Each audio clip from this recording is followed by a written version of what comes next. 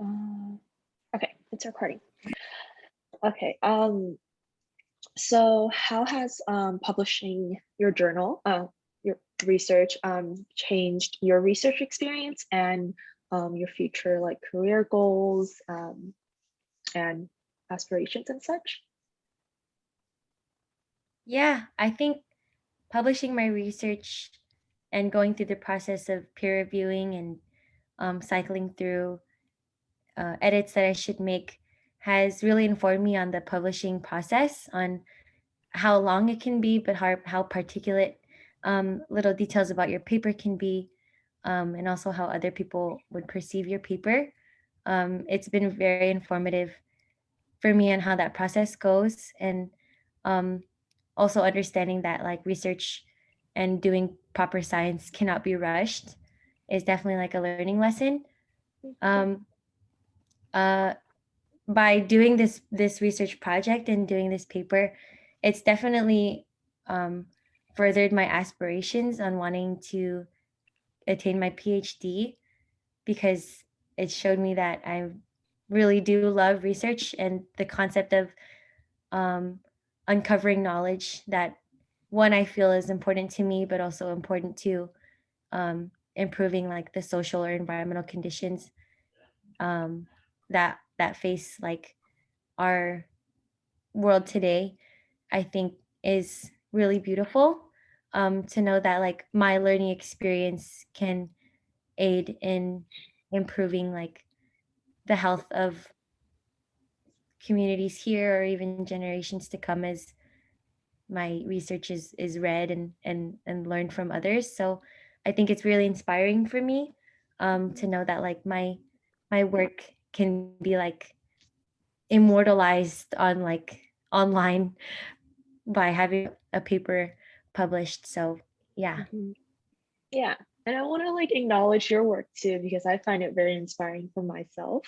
I'm also like really interested in how climate change is like worsening the current social and health inequities. So, seeing someone like you doing undergrad research definitely inspires me as well. Um, Oh, I'm glad. Yeah, and mhm. to like give you advice at any time if you wanted to get involved with your own research or learn about pathways in environmental science that you could get involved with. So yeah, if you ever need, just feel free to reach out to me. Thank you. So you briefly mentioned this at first, but what motivated you into researching like climate change and how it affects underrepresented communities? hmm Um, I think I had always been very interested on how climate change impacts the health of vulnerable communities, because I'm Filipina, and I've just grown up hearing stories and news articles about typhoons and hurricanes hitting the Philippines, and particularly adversely affecting, the poorest areas of the Philippines.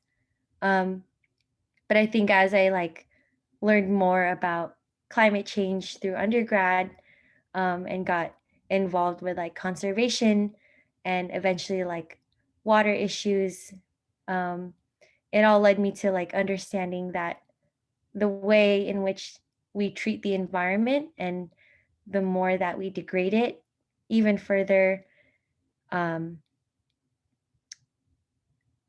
reduces our ability to have like a habitable and equitable future on this planet. And so um, all of these things considered made me want to pursue a career in which I could help reduce, like the worst outcome.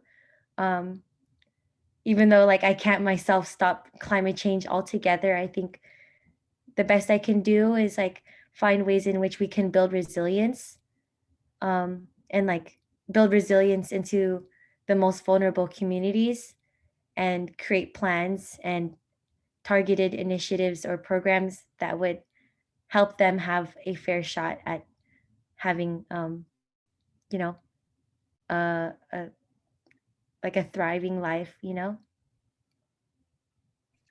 Yeah, So yeah. I understand. It resonates with me too. My family's hometown, they grew up with a lot of typhoons as well. And over the years, it definitely worsened.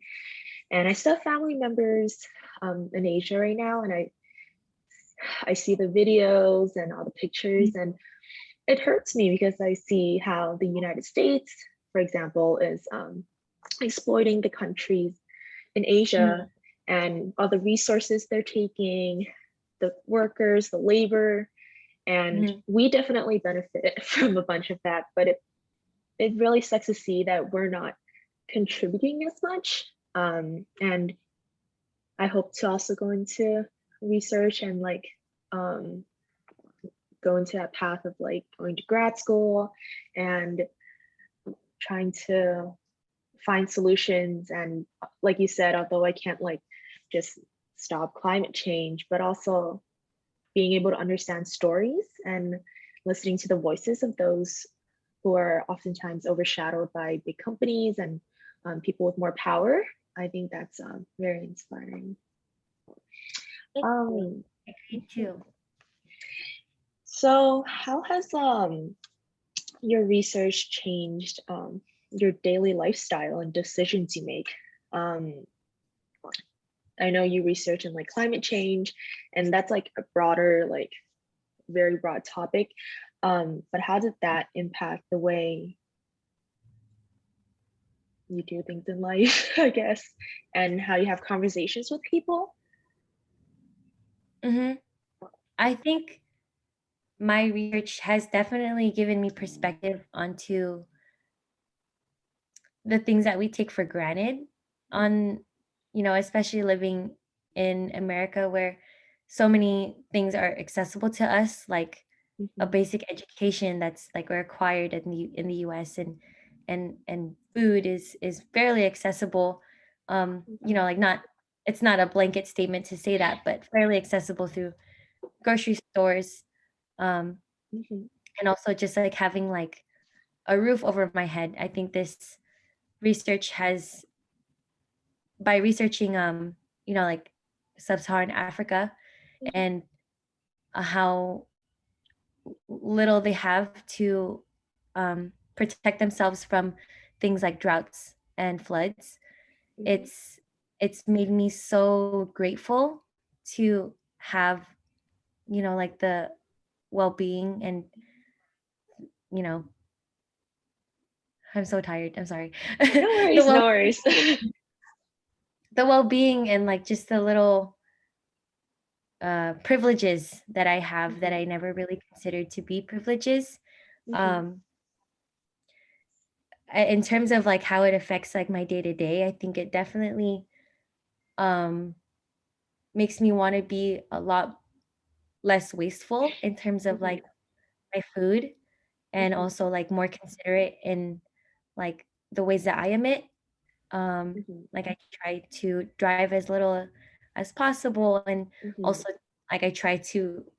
I'm not that fun at parties because I'm always that person that's like mhm, having something to say about the plastic utensils or the plastic cups, or how much like meat is impacting like food mhm, systems in this area.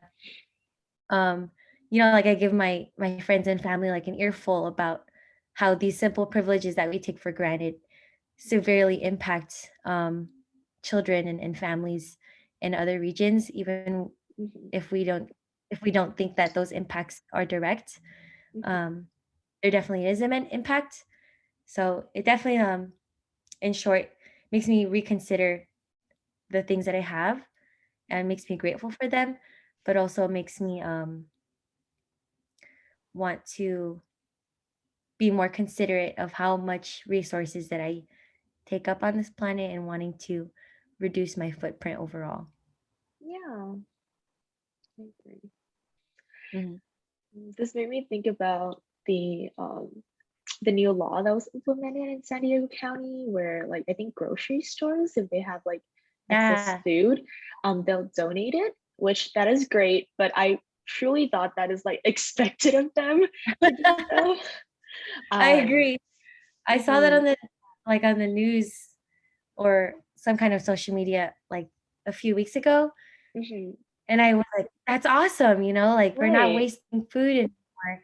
But I was like, "Wait, we just started this and it's just San Diego doing this? Like, we need Right? this everywhere." Like, Yeah. there's so many unhoused folks that could really use this food, and you're telling me we're just now realizing that we shouldn't be wasting it. But I think that all goes into research informing the ways in which we Mhm. can plan for better outcomes. Um, Mhm. I'm pretty sure like that policy change was driven by someone's work and how much Mhm. food we're wasting. And so like that even more so informs me on like what my future could look like as an environmental Mhm. um, researcher, and how I could help with like the program development and policy Mhm. development that could improve future climate outcomes. Mhm. Um, so we're gonna move on to actually one more question. So what do you hope to achieve like community impact through your research?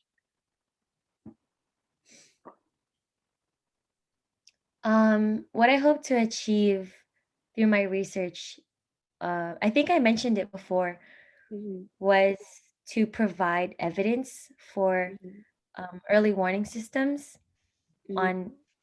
um, when humanitarian aid needed to be delivered, Mhm. um, and also where specifically humanitarian aid should be delivered towards the most vulnerable regions in Mozambique. Um, I think, like, in general, humanitarian aid isn't as effective because it can be kind Mhm. of broad based, but I hope that my research helps it be more specific and Mhm. research oriented so that the ones who need the aid the most are getting it in a timely manner, Mhm. um, is essentially the goal. Because overall, I hope that by reducing um, undernutrition in a low and middle income country like Mozambique, that we can better attain the sustainable development goals. And Mhm. if and reducing child hunger is one of those goals, it also plays into like the linkages to other goals, which is like climate action, which is Mhm. like um, justice for or equity for women, and um, so many other, or like reducing poverty. Like by reducing malnutrition, we can achieve or take a step towards achieving so many other goals at the same time because of all those intersections. Um, and so like that's like the overarching goal, Mhm. by hoping that my research can help improve conditions and improve the way in which we help um, those in need. Um, so I have two more questions about how the Challenger Research Journal like just like guided you through the process and what we can improve on. Um, so yeah, like how has the Challenger Research Journal helped you or navigated you through this process of like research? Mhm.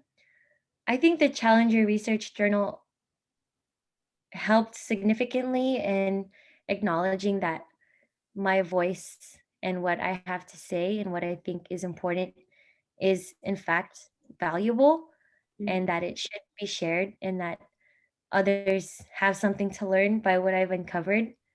Mhm. Um, I think many times we think that what we're interested in isn't important, but I think because the Challenger Journal kind of took a shot on me, that I felt very empowered in my voice, in my research, in my abilities as a scientist. Um, Mhm. it gave me the confidence overall to want to pursue research in the future. Mhm. Um, in terms, and also like having that mentor that I was assigned to, Mhm. it was kind of uncanny because she was an incoming PhD student in the lab that I was coming from, which was Mhm. the Ben Marhina lab, so the climate Mhm. change epidemiology lab at Scripps. Mhm. Um, she she was an incoming PhD student, and so we found that we had such uncanny interests, and I thought it was so cool to be connected with someone who um, had a completely different upbringing than me, but I totally wanted to be her, and so being able to be connected with someone as cool as she Mhm. um, was really affirming, and um, although like her role technically was just to help me with my research into or my research paper and to give me um, some pointers, she was also like Mhm. really willing to help me like path out or pave out my future and Mhm. pave out like where I see myself going to grad school or even a PhD program. Um, yeah, she was really like instrumental in solidifying me wanting to go back to school, even though I just graduated this summer. Or Congratulations. thank you. Um, yeah, like just being able to be connected with someone with such similar interests, but um, has done so much more than me in her time, um, was like really inspiring. Mhm. And in terms of improving the Challenger journal, I'm trying to think. Um, I can't think of anything on the top of my head Mhm. because I think y'all have done a good job of being really communicative and also reaching out when I haven't been communicative, which has been nice. Um, I think like maybe what would be helpful is like having like a, a chart that would Mhm. have like the deadlines so that I can Mhm. have it all in one place. Because I think sometimes I lose the deadlines in emails. Mhm. But if I were to have a chart that I could save onto like my desktop or something, it helped me stay organized. But I think Mhm. like because y'all have been so communicative with me that it's made it easy to stay on track. Yeah. Thank you. I definitely noted that, and now I'll bring it to the board members and tell them about it. Um, so that's all with the one-on-one interview. So I'll pause the recording now